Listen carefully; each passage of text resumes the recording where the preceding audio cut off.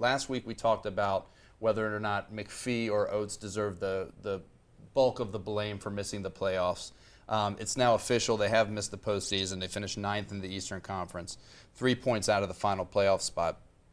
But and Oates and McPhee at this point seem to be on different pages. Well, they're on different pages, but at the same time, there's been no early acts from Leonsis.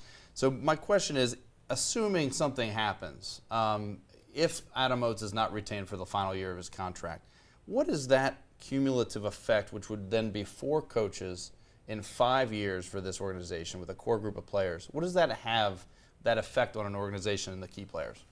There's a lot to that. There's the way the incoming coach looks at it. There's the way the players currently positioned looked at it, and there's the way the front office looks at it. Obviously, you feel as though the coaches in the past, for one reason or another, are failing to be able to get the most out of these players. With each and every coach that comes and goes, that coach that comes in is now looking at it as, do I want to use this same group of guys that continue to fail?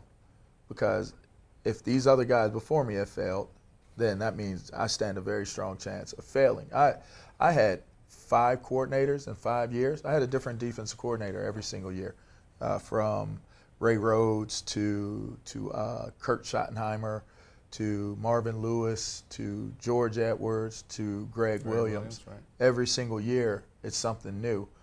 Every single year, the team is failing. So now you're going to, I call it professional roulette. Put that bullet in the barrel, you spin it every single time you change a coach, pull the trigger. Every single time you change it, pull the trigger. Because at some point in time, that barrel is going to be loaded with that bullet, and somebody's going to get popped.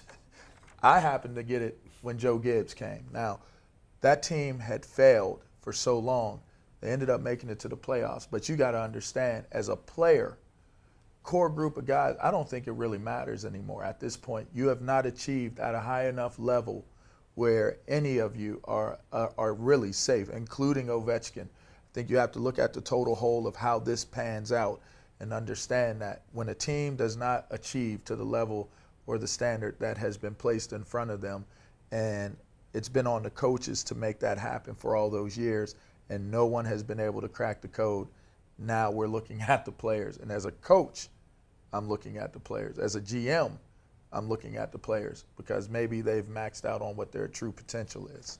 Adam, he mentioned Ovechkin, and I want to follow up on that. One of the things that he said, he was actually pretty critical of the team itself and has been supportive of Oates in the wake of this season.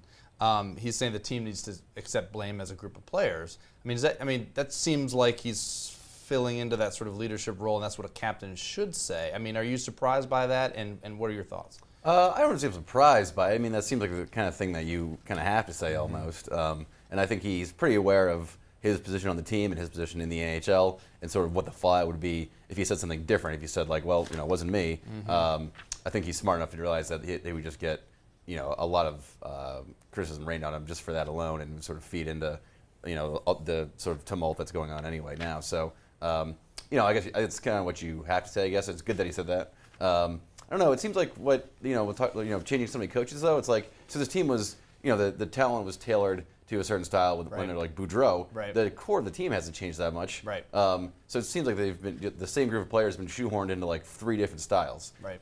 So in that regard, I think you do need to sort of like, if you aren't going to change the players, then it's important to hire a coach whose system sort of is tailored to what you've got, or if a new GM or if they keep George McPhee or whoever's making the decision to hire the coach, there seems like there should be a more concerted effort to sort of match the coach's style with the player's abilities, which sort of seems lost to go from Hunter to Oates and just sort of keep changing styles while trying to fit these pegs in a different sort of like shape of a whole. So to that degree, I think we'd all agree that the most successful style that this team played under was under Boudreau when they won the President's Cup, or President's Trophy, I should say. But like Mike Green was good then too. He's not the player he was. That's so true. It's hard to say. I guess it's not a perfect sort of comparison, but. But is there any way that they could bring in a coach who could then open it back up and have the high flying defense secondary and sort of go back to sort of scoring a lot of goals? I mean, is that something that a new coach could even do given their playoff lack of success?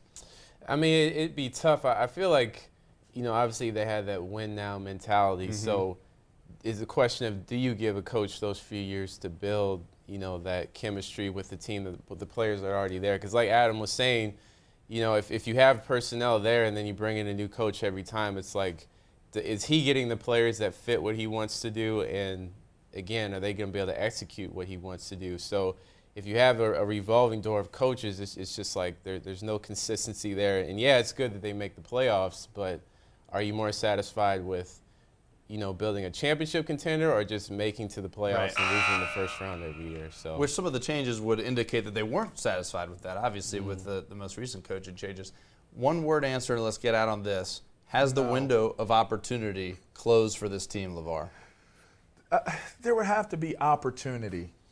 I don't know that we've seen That's that more this, than one word. yeah, but I don't think you can. I don't think you can say yes or no because I don't know that there's definitively an opportunity. Have they shown that there's truly an opportunity for them to win the Stanley Cup? I would say no.